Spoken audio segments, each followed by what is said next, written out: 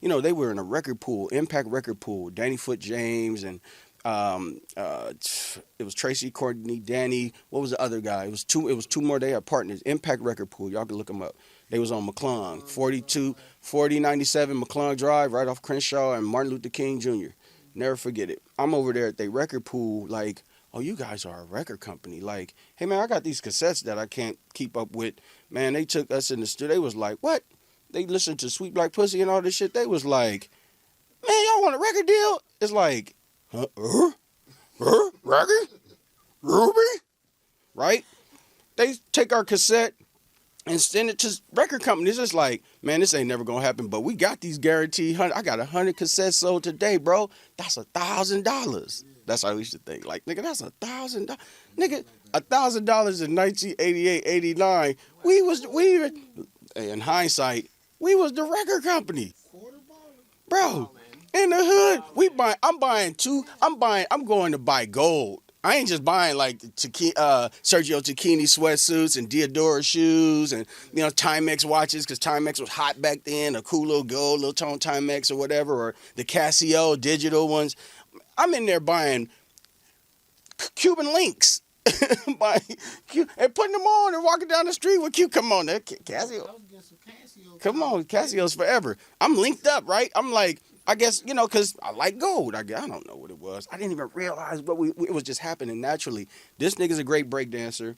The boy Dion can sing. AMG, we meet this guy through Tracy and Courtney. No, actually through Greedy Greg, who I met through Tracy and Courtney, because Greedy Greg and AMG was over with Tracy and Courtney. You know what I'm saying? AMG was with Greg. Greg was delivering water to the studio one day, and I was like, hey, they was like, hey man, just, put the water over there. He was a sparkless water guy. And he put the water over there, and I'm in there working, and he was like, he had his own records. He said, man, what y'all working on in here? I'm looking at this big guy like, that's his voice? Yeah, man, I'm Greg, Greedy Greg. I'm like, wow, I'm DJ Quik, man. Nice to meet you. I just liked him off the bat instantly. I just loved this guy, like, just incredible guy to me, right? Tracy and Courtney was like, yeah, man, all right, we'll talk to you later, kicking him out so we can finish working. I'm like, hey, man, give me your number. I'll keep in touch. So I got Greg's number. Tracy and Courtney start recording my record. Like, let's do it here. I'm like, you mean on these big old reel-to-reel tapes? Remember they had the 16-inch 2-track in there?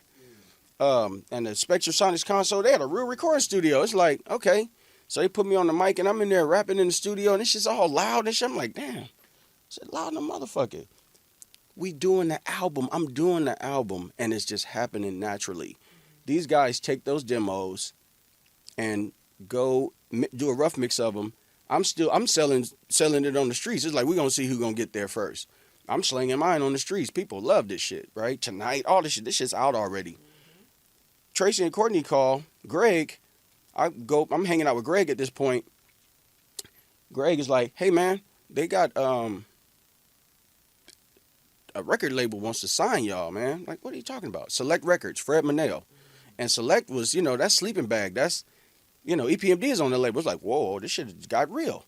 Then Profile Records chimed in like, no, we want him. So they offered us $25,000 for DJ Quik, right? I was like, I learned after I read that the This Business of Music book, that big old Bible, I just learned to shut up. Like, the first person that talk loses in negotiations. You just let the numbers just keep riding. Nigga, that shit went from $25,000 nigga to over $1 million, and I just stayed quiet.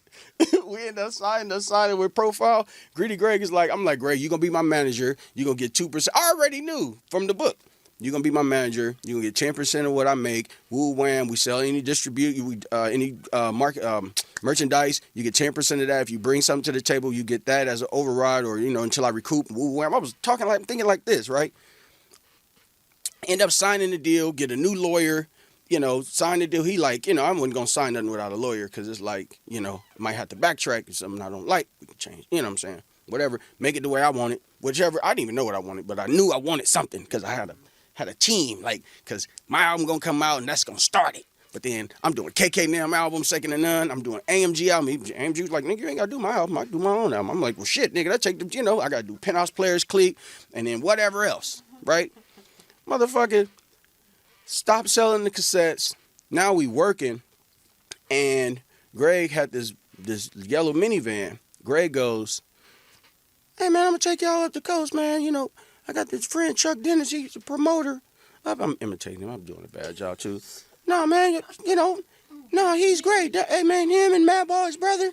He said that, you know, he got a concert for y'all here. So we jump in his van, roll up to perform in Santa Maria.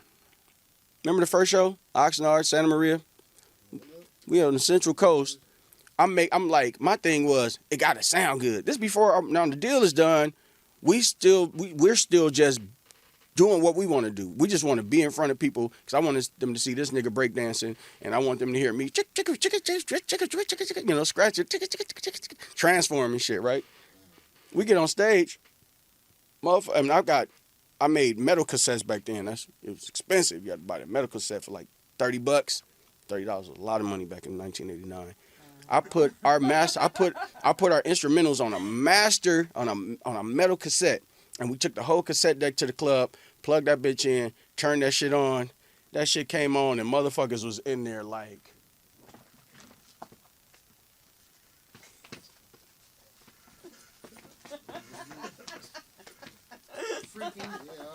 All that shit, right? We watching this shit. We looking, we performing. We was like, hey, I think we got something. Okay. Fast forward to now, we're blowing up before the record's coming out because now we're doing shows and getting a following. Record comes out. Our friends work at Warehouse Music. Modo, not Modo, the one who passed away.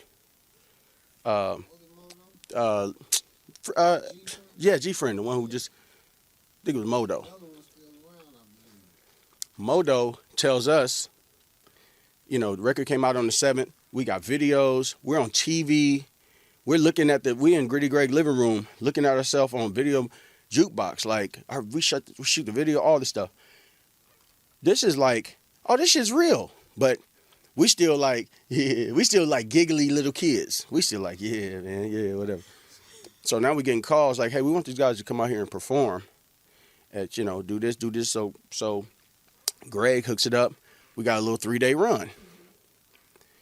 We jump on the plane. We go to San Francisco. First time on the plane. Nigga on the plane like.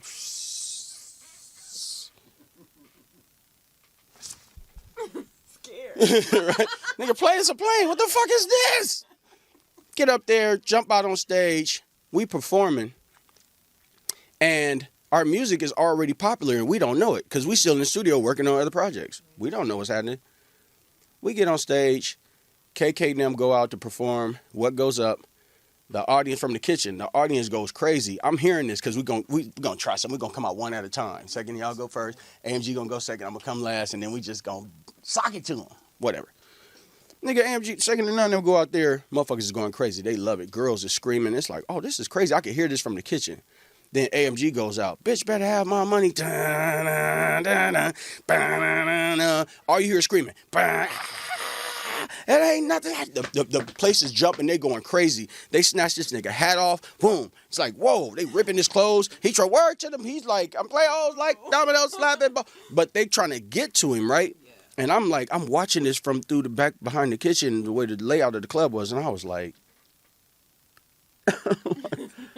it's over. They probably ain't even gonna like me. These niggas out there killing it. Right? I don't know what I was thinking, but I was like, I was nervous as shit.